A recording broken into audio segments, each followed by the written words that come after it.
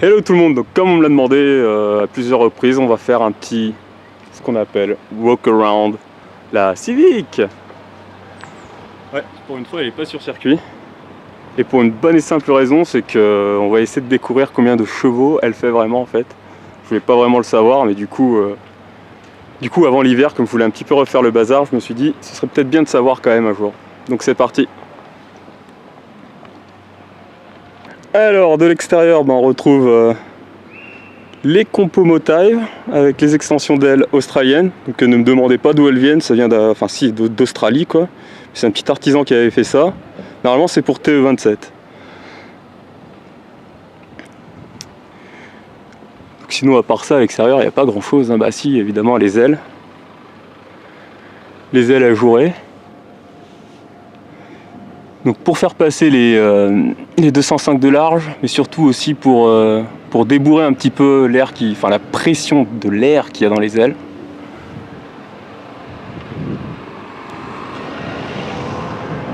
Le diffuseur.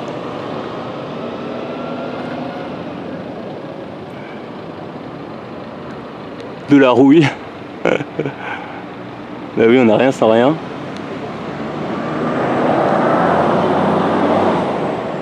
Donc le haillon en fibre avec du non plexi Leroy Merlin. Le petit béquet qui aide pas mal le diffuseur, j'ai l'impression quand même, hein, mine de rien. À l'avant pareil, on retrouve le capot en fibre. Le air-dam avec du scotch pour faire l'étanchéité. Et la petite prise d'air qui sert pour l'allumeur en fait. Et donc là, on a aussi la prise d'air pour l'admission. Donc celle-là en fait, bon là on le voit pas trop, mais de loin quand elle va vite, on a vraiment l'impression qu'il y a un phare. Bon, j'en veux pour preuve qu'il y a un gendarme qui m'a arrêté un jour pour me dire que mon phare ne fonctionnait pas. Donc du coup il n'avait pas vu que tout simplement ça n'en était pas un quoi. Et donc on a l'aile qui avait fait un bisou au mur côté gauche à Château-d'Eau à Manicourt. Et donc que je n'ai pas encore remplacé puisque j'attends son homologue en fibre. Ah oui, ce pare-choc là il est en fibre aussi, d'ailleurs ça se voit parce que c'est juste du covering là. Et donc avec ça j'ai gagné combien? Je crois 4 kg même pas sur le pare-choc avant. Bon c'est toujours ça en porte-à-faux de gagner. Ah, je crois que je gêne un peu.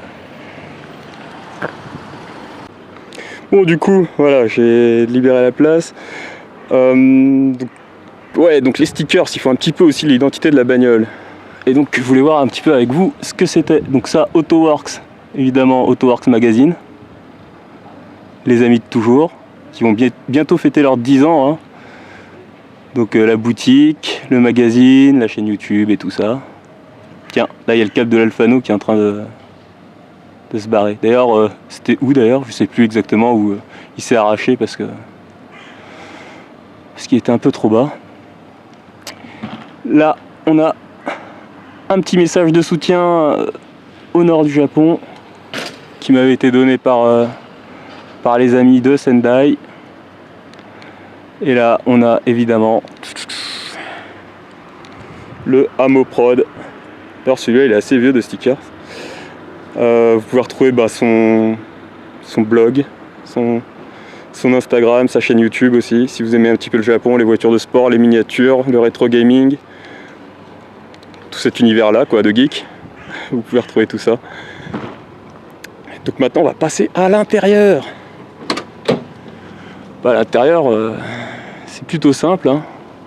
Grosse pédale d'axel pour être sûr de ne pas la manquer.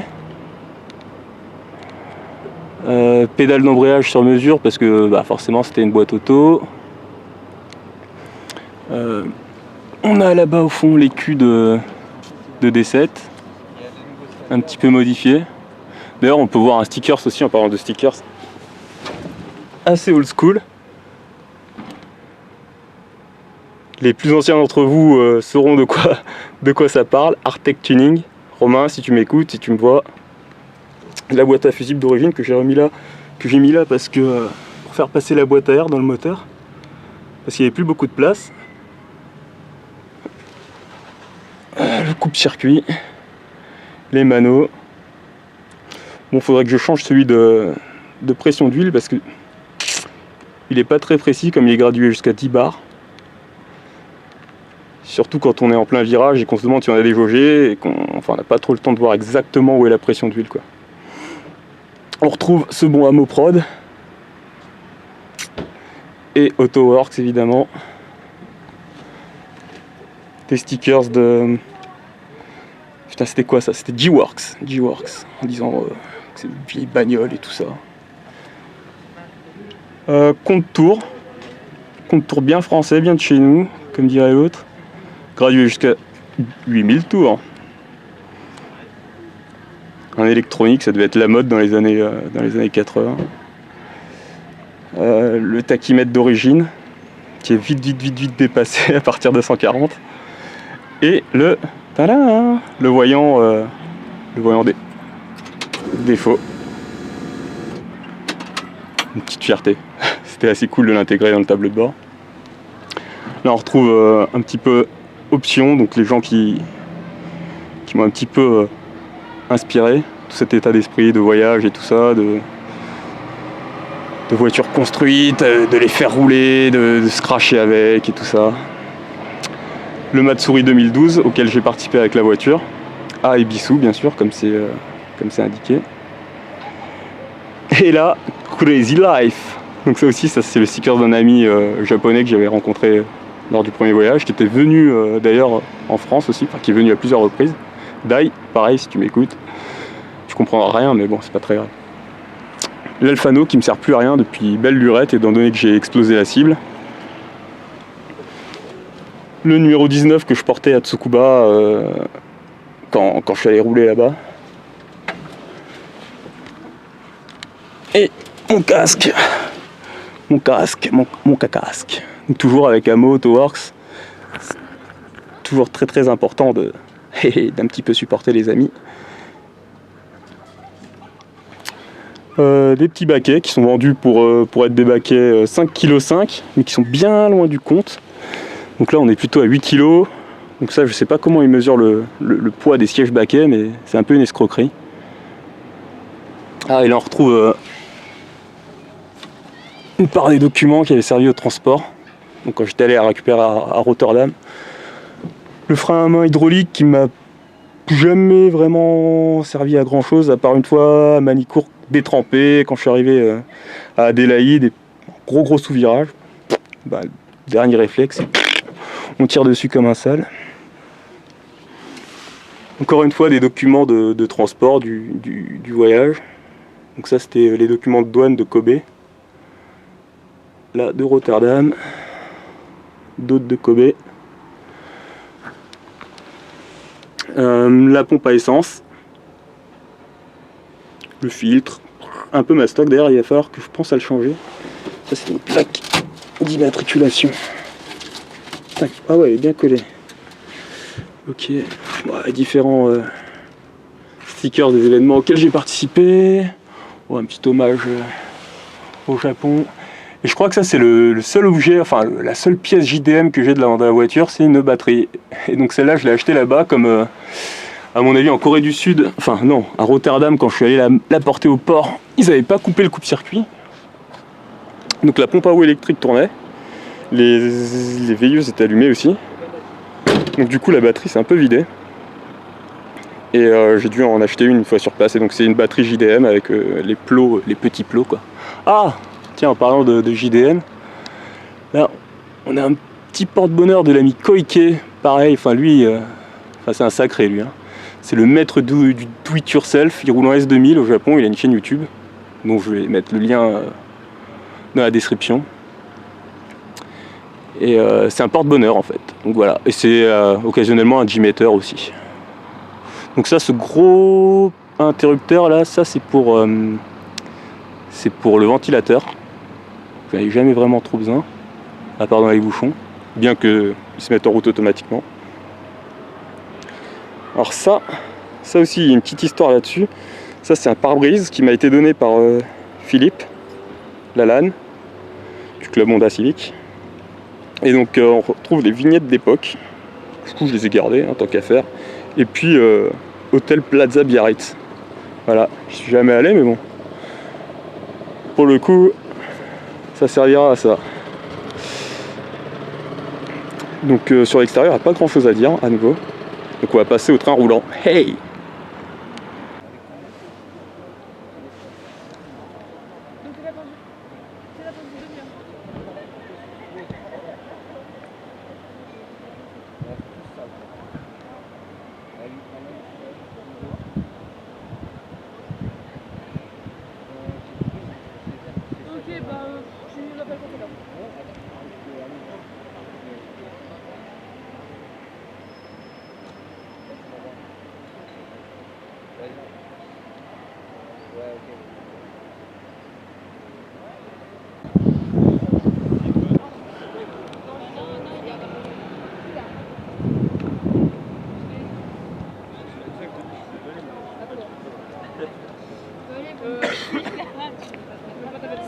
Donc voilà, une vue un petit peu plus appropriée pour parler des trains roulants. Tadam. Alors à l'avant, j'en avais déjà parlé dans une autre vidéo, mais en anglais, donc avec mon anglais super cool. Donc là, on a des amortisseurs de Honda Concerto avec des inserts de Mazda ou Previa, ou de Toyota Previa. Donc tout ça retardé sur mesure avec des inserts B6 Bilstein. Des freins avant de Honda Concerto avec des plaquettes DS 2500 Ferrodo. Donc alors attention, toutes les marques que je cite là, c'est pas le meilleur des trucs qu'on puisse trouver pour les voitures, parce que vous allez mettre des DS 2500 sur une ED7 de piste, ça va pas être le même résultat qu'avec la mienne en fait. Donc c'est vraiment, chacun fait ce qu'il veut pour ses moyens, pour la voiture qu'il a et tout ça. Alors là on peut voir le moteur qui est vachement incliné vers l'avant avec une poulie de D13. Ouais, donc des plaquettes de Ferrodo DS 2500, des disques OEM, type OEM TRW, des arbres de cardan sur mesure, des arbres de transmission sur mesure, et un bras inférieur de Honda Concerto avec le tirant de chasse qui va avec. À l'arrière, on retrouve quasiment le même monde. Ah ouais, devant on a des ressorts HR aussi. Derrière, on retrouve à peu près le même monde. Donc là, on a des disques 2D7 avec des étriers 2D7. Les bras inférieurs d'origine de Civic, mais modifiés, enfin de Civic SB1, mais modifiés pour recevoir une barre anti-roulis assez conséquente, qui d'ailleurs provient, je crois, d'une Peugeot 307, enfin un truc dans le genre à l'avant, mais faut pas trop le dire. En fait, on s'en fout tant que ça marche. D'ailleurs, là aussi, on peut voir la pompe de gavage que j'ai mis le plus bas possible, avec le réservoir tampon, pareil, le plus bas et le plus en arrière possible, pour une question évidente de répartition des masses. Ah oui, et puis il y a le diffuseur aussi, et la rouille, toujours la rouille, qui s'invite un petit peu comme une fleur. On s'en passerait bien. Et donc voilà. Aussi on peut voir le fond plat qui fonctionne avec le diffuseur bien sûr.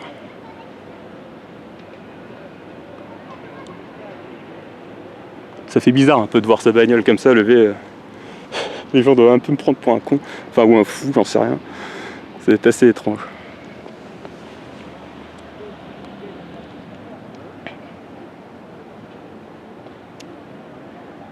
Voilà la bête, à moitié à poil.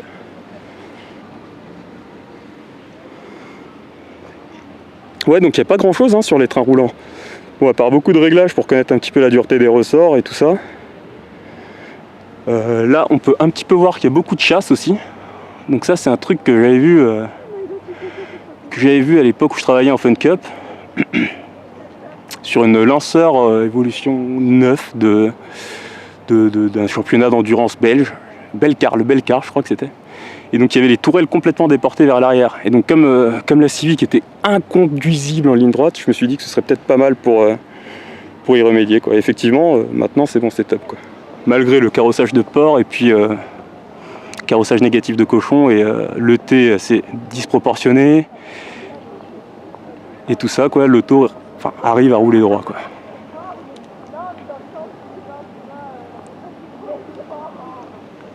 Donc là, je peux difficilement la mettre plus à poil pour vous, les gars.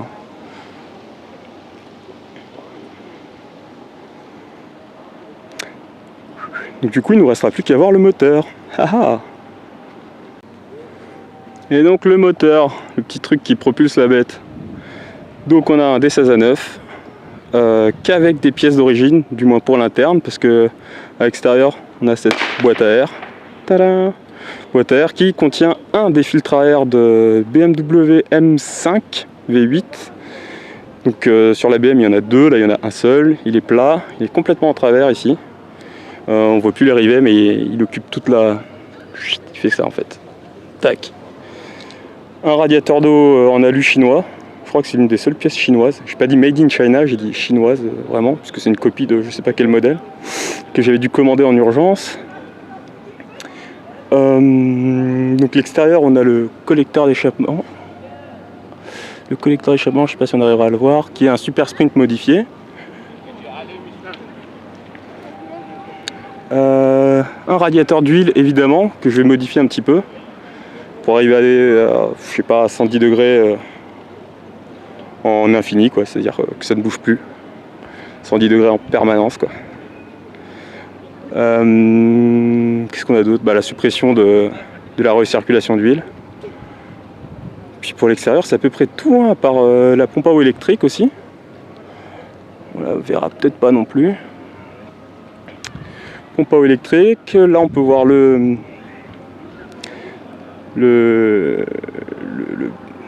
mètre cylindre d'Honda Integra DC2 type R, mais avec l'assistance de freinage de D7. Pour l'intérieur on a... la liste est un petit peu longue. Volant moteur allégé, équilibré, c'est un Fidanza avec un embrayage XZ10 stage 1. Poulie allégée de 2C3. Donc ça c'est pas très bien puisqu'elle n'est pas du tout amortie, donc c'est vraiment un truc pour genre les moteurs de course, les moteurs de course qui sont refaits à la fin de la saison, quoi. Et puis donc vilebrequin allégé, volant moteur allégé, poulie allégée, tout ça équilibré bien sûr avec l'embrayage XC10 dont le mécanisme a été équilibré avec le tout. On a le bloc moteur qui a été réalisé à la cote réparation, donc 75.5. Le bloc qui a été resurfacé, carrément réusiné, on a enlevé 0,5 mm dessus. Pareil pour la culasse, 0,5 mm. Les conduits j'ai retravaillé les conduits aussi de culasse. Les segments c'est du NPR. Donc NPR c'est une marque super réputée dans l'histoire de l'automobile japonaise, en fait, dans le sens où ils ont fait des segments depuis, sur des avions de guerre d'époque et tout ça. Ils ont continué à en faire pour Honda à la suite, et maintenant ils font leur propre segment qu'on peut acheter comme ça. Mais avec ça ils livrent des pistons, donc eux ils sont peut-être d'un peu moins bonne qualité, mais bon, pour le rapport volumétrique que j'ai et puis l'utilisation que j'en ai, c'est pas très grave, quoi. Ah oui, il y a l'amortisseur de ralenti qui a été supprimé, bon ça c'est une broutille. Et voilà, sinon il n'a pas grand chose ce moteur, hein. Et donc justement, du coup j'appréhende un petit peu. Cet après-midi j'ai rendez-vous pour le passer au banc, et donc je sais pas du tout combien de chevaux il peut faire.